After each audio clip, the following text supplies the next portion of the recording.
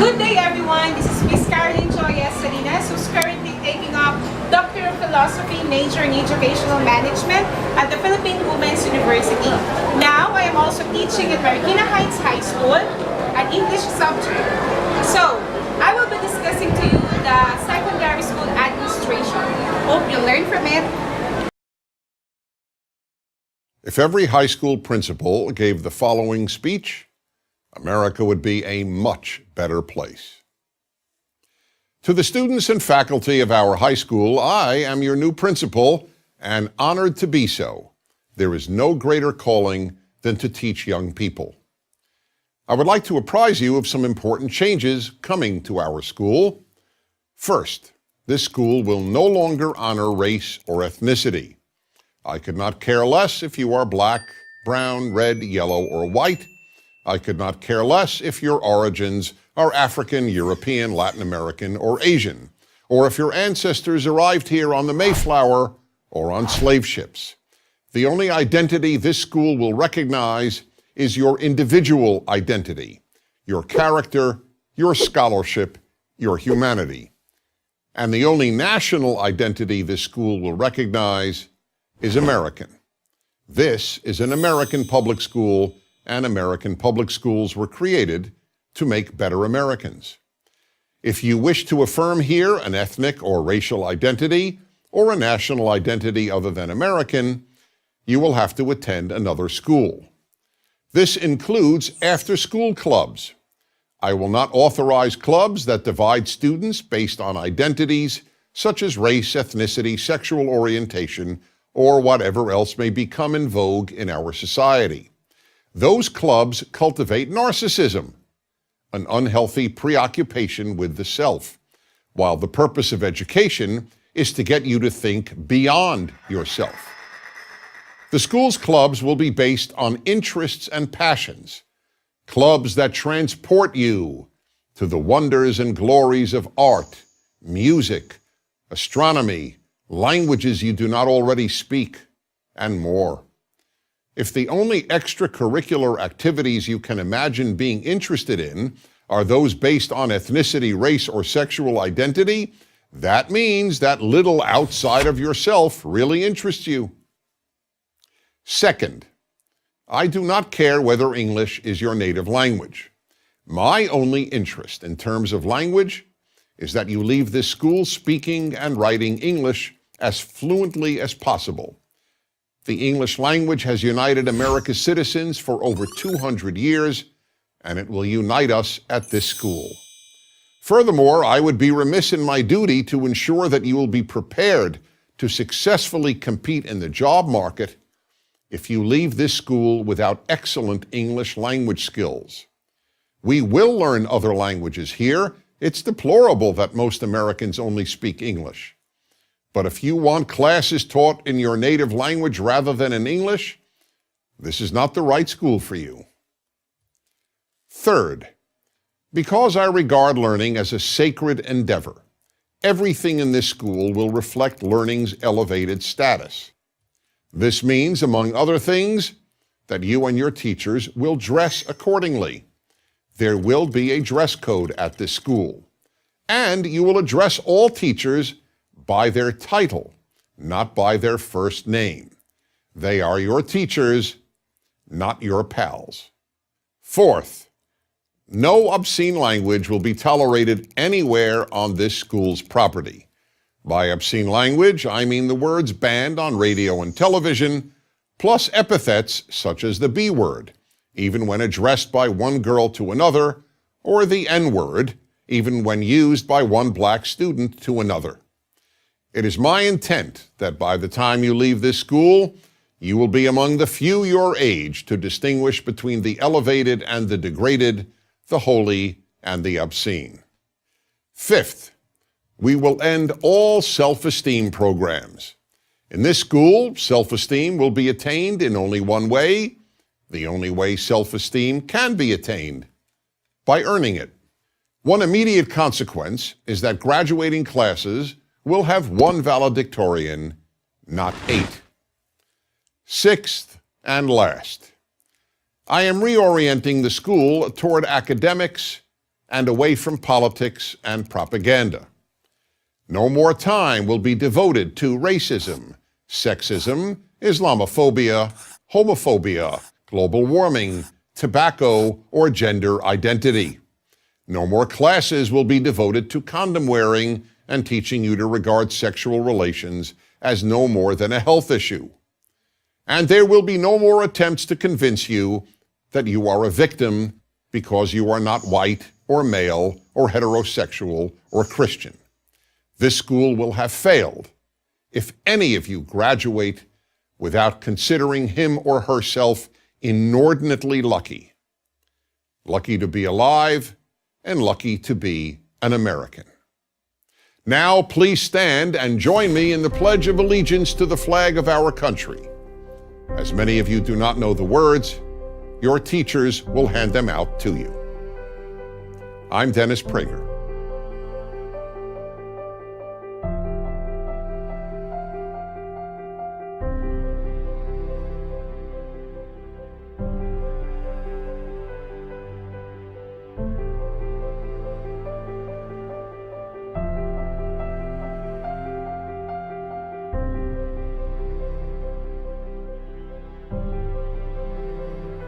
The school administration is different from that of enterprises due to its goal. However, like any other organization, the school needs means to run efficiently. The existence of these means is not enough in itself. There is a need to. The big question is, what are the legal means of a secondary school? Legal means of secondary school are constituted of legal texts, rules, and instructions to which are added contracts that the school signs with individual. The respect of all legal means of the school contributes to the fulfillment of planned objectives. Indeed, the strict application of all texts governing the school help to prevent and resolve conflicts and problems which may occur. The first legal means what we call as the laws. When we are talking about laws, this concerns legal texts, organic and ordinary laws adopted by the Parliament to govern different domains of national life, such as education system, among others. Secondary schools are currently governed by different legal texts. The second one, the rules. These are texts adopted by authorities having regulatory powers in the framework of legal execution. These authorities are the President of the Republic, the Prime Minister, and the Minister. So it could be presidential decrees, Prime Minister's orders, or ministerial orders. The third one is the instructions. These are texts signed by the school authorities at all levels to prevent or resolve problems to which schools may face or be confronted. They are equally given by the Minister of Education, the Minister of State in charge of primary and secondary education, provincial authorities, district authorities, and the school head. The last one, contracts. A contract which binds a school is an act signed in the name of the school by the head teacher with a third party in order to create rights and obligations to that school. Each contract should be concluded in the strict respect of laws, rules, and instruction governing the school. This be done according to article of the Civil Code, which stipulates that conventions legally formed are binding between concerned parties. This time, let's proceed to the human resources of a secondary school. Human resources of a secondary school include the staff, pupils, and parents. The organizational structure of the school shows the authority and collaboration relationship between the organs and the school partners. The first human resource is what we call as the staff, which includes administrative staff, teaching staff, and support staff. The administrative staff is the staff in charge of the general administration of the school. It is constituted of head teacher, prefect of studies or the academic master, prefect of discipline, the discipline master, and the secretary. The second one, teaching staff. Teachers of a secondary make an entity of personnel in charge of mainly giving knowledge or teaching pupils. The teaching staff make the teachers' council. The teaching staff make the teachers' council mainly in charge of: the first one is giving advice on teaching, learning, and management of the school. Second, following up and giving advice on the discipline and behavior of teachers and pupils, as well as other school duties. Third, giving advice relating to planning, budget, development plan of the school, and follow up the management of the school property. Fourth, making decisions relating to the promotion, repeating, and sending of pupils in accordance to the law. The third is the support staff. The support staff of a secondary school is any other school personnel which does not belong to administrative staff category nor the teaching staff. The second human resources of a secondary school are the pupils. The general administration of the school should take the pupils as the first center of interest. All actions should be directed toward his or her intellectual, physical, and moral development. On the other hand, pupils should also give their contribution to the administration and management of the school they attend. Pupils' Council is mainly in charge of: first, giving advice relating to their living conditions, their learning, their discipline, and their behavior. Second, actively participate to different activities relating to general life of the school. Third, choosing or electing the representatives to the school General Assembly. And fourth, helping their fellow pupils to participate in manual work. The third, we have the parents. Parents are partners of the school. They should follow up the general functioning of the schools attended by their children. Parents have the right to choose the school that is most convenient to the education of their children, its administration, and management of its patrimony. Parents participate in the management of schools through the General Assembly and its Executive Committee. This time, let's talk about the qualities of head teacher. The head teacher of a secondary school is the chief of a complex organization. It is a public service called upon to satisfy at any given time the interests of the collectivity. The first quality is: he or she is an administrator. According to Henry Fayol, the administrator should know, predict, organize, comment, coordinate, and control. The second quality is: he or she is a leader. According to Paul Razou, a leader is someone who positively inspires others in their ideas and actions towards an honorable goal. In this context, the school head should: first, construct the future; second, conduct the learning process; third, organize and works in groups; fourth, manage the institution; fifth, report on institutional results; and the last one, reinforce the insertion of institution in its environment. This time, let's take a look on the roles of a head teacher. Under administrative level, first one, decision taking; the second, sanction, could be towards the personnel or towards the pupils. On pedagogical plan, the school head teacher should take and put in application the interactions existing between the administration and the pedagogy.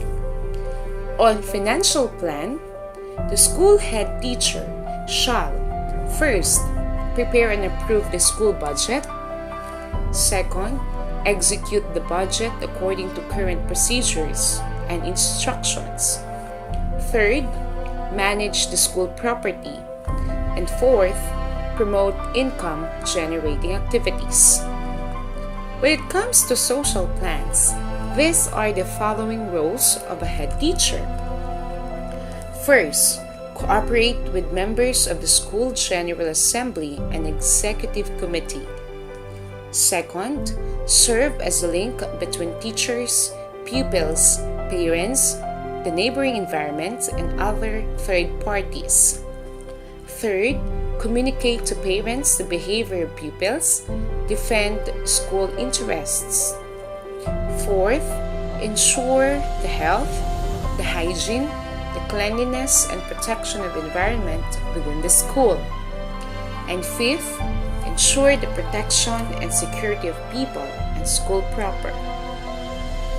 Concerning human resource management, the secondary school head teacher is the principal person in charge of human resource management, which is concretized by the planning or organization of activities related to human rights, obligations, and duties of the school personnel, pupils, and partners. As a student of Doctor of Philosophy majoring in Educational Management, our future job is to become a leader and administrator of a certain school.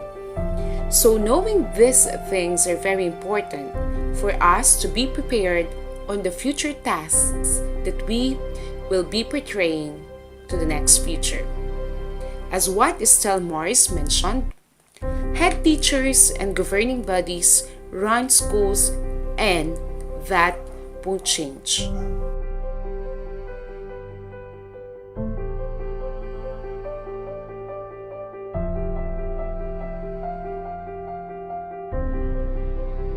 So a teacher will always be a teacher and will always be an administrator at the same time, a head of an institution.